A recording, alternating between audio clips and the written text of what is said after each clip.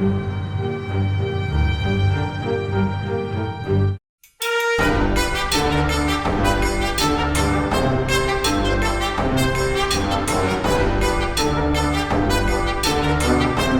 thing that got me to revisit this project, as I mentioned before, was a posting on Saiga 12 forums by user AZG.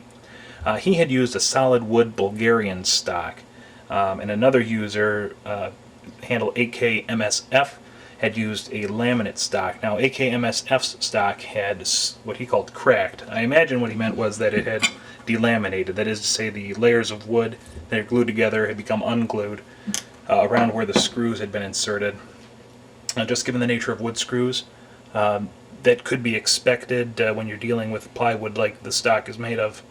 So what I'm doing is a little bit different. Instead of having wood screws, as AZG had, use this socket head cap screw as an example, coming through the hinge mechanism and then into the wood stock, the wood of the stock I should say, I'm going to be inserting a bearing plate in here made of 1/2 inch wide, 1/8 inch thick steel, and then having the machine screw, the head of the machine screw, bear up against that, and then protrude from the front face, and that will screw into the hinge mechanism.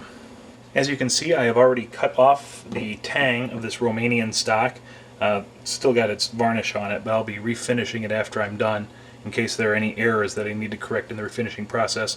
Cut off the tang just with a handsaw, sanded it nice and flat so that it doesn't wobble when the face is pressed down into a table. Excuse me. I should mention that this is a 2-inch long stainless steel socket head cap screw.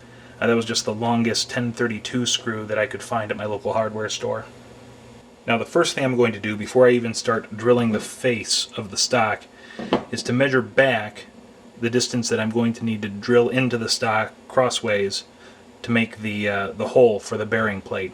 Now what I've done is I've calculated that this is a 2-inch long screw, which is to say 2 inch from the end to just underneath the head.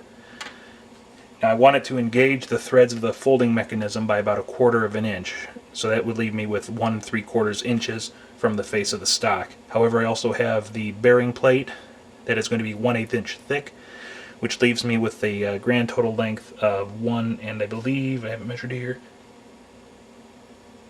yeah, I'm sorry, 1 5/8 inches. Sorry, I couldn't do that in my head. I'm also going to I'm also going to subtract 1/16 of an inch because I'm going to be using a 1/8 inch drill bit. Now I have my old dial calipers, dial no longer measures accurately, already set up, just measuring it on a steel rule. What I've done on one side, I don't know how well you can see it, is scribed a line. Using one jaw, holding it flat up against the cut face where the tang used to be, gives me a nice parallel set of jaws. I can scribe, carbide scribe, come up with a nice clean line. Matches up right over here. I actually have 2 lines. One was in error, but the lighter line up here is going to be the correct one. So now I'm going to be doing some measuring on the face and getting that ready to be drilled so that I can coordinate how the holes will line up with that scribed line. Having got my line scribed on both sides, what I've done is I found the midline between the top and bottom of this face of the stock.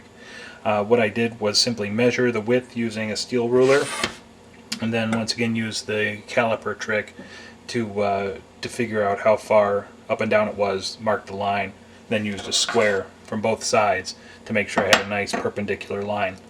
I then found the center point from side to side, once again by measuring, dividing, and I was able to ascertain the center point on this face of the stock. Now using some dividers, which are set to 5/16 of an inch, the hole spacing on most Ace Tromec style stocks is going to be 5/8 of an inch, so this is exactly half. I'm going to use the dividers to scribe a line into the pencil mark on both sides, and that should leave me with a spacing of exactly 5/8 of an inch, which is what we're looking for, 0.625 inches. One thing I noticed here after making the marks a little deeper using just the point of my carbide scribe is that they're roughly 7 layers from the exterior edge on each side.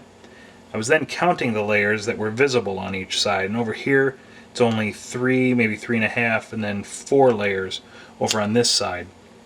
Now chances are when I start to drill this, I'm going to start drilling the holes at 1/4 inch to give them some more leeway to move back and forth. The holes are probably not going to emerge, so I'm going to have to watch my depth when I do start drilling this. See, I'd started drilling and then I remembered I'd forgotten something. What I'm going to do is I'm going to extend this line that the 2 holes that I have here in the face are centered on down along the edge till it intersects with the lines that I described earlier. 1 and whatever it was, 11/16 of an inch from the face. So what I'm going to use is just a machinist square here.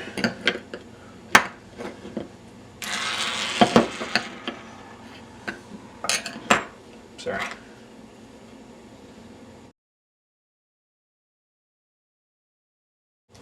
Before I get to drilling, I wanted to go over something else.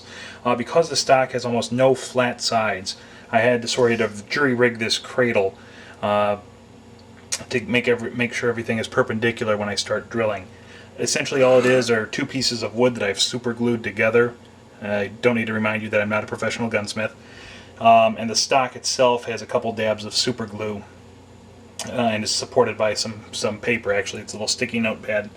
I'm going to put that on my drill press table, and that should help keep it aligned while I drill the holes through for the bearing plate. All right, the holes are drilled. Now to separate this, I'll just sort of apply pressure.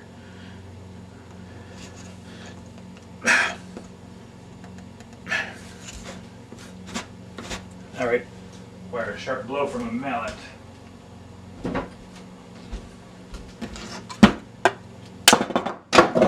There we are. I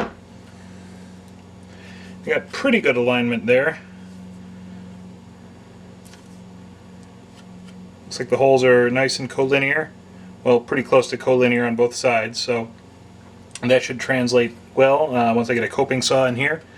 Or there are also hole cutting tools using rotary bits that might work as well. But that I'm going to figure out later, and that'll be part of my next update.